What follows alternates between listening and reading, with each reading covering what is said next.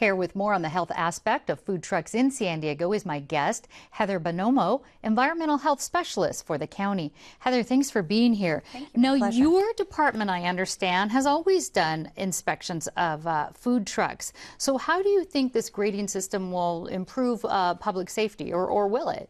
It absolutely will. Industry and our department is very excited about implementing it because it's going to give the consumers, the customers, the ability to make an educated choice for their dining decision. How many food trucks are there here in the county? How many are we talking about? And how will these inspections be done? There's about 550 trucks that actually cook food, and they're going to have 2 inspections annually. And we're going to be actually finding them out in the field while they're doing business to conduct one of their inspections. So they won't know ahead of time. You'll say, we're going to show up, and you show up. Yeah, typically one inspection is a recertification inspection where they know we're coming, and the other is unannounced and in the field.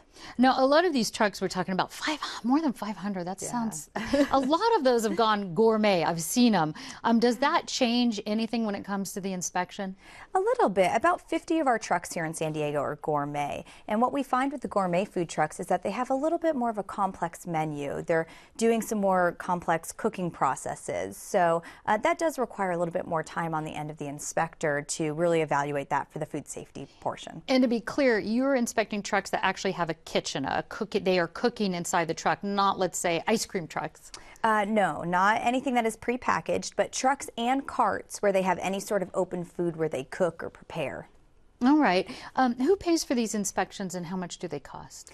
The cost I'm not so sure about, but all of the permit fees are what pay for the inspections. Okay. Is it based on, would it be different for different trucks per se, or is it pretty much a flat rate? It's based on risk. So a full service food truck that, is cooking and preparing food, they have a lot more risk for public safety. So the inspection takes a little bit longer to go through there and evaluate all the food, whereas maybe a little push cart that just has some ice cream, there's not as much that goes into that inspection. That makes sense. How are foodborne illnesses tracked when it comes to restaurants? And then my follow-up to that is, will this grading system make it easier to do the same for trucks? So we do have a foodborne illness program, and we work with our department as well as Health and Human Services Agency to track foodborne illness in the county of San Diego. And we can do that for a brick and mortar restaurant or for a gourmet truck.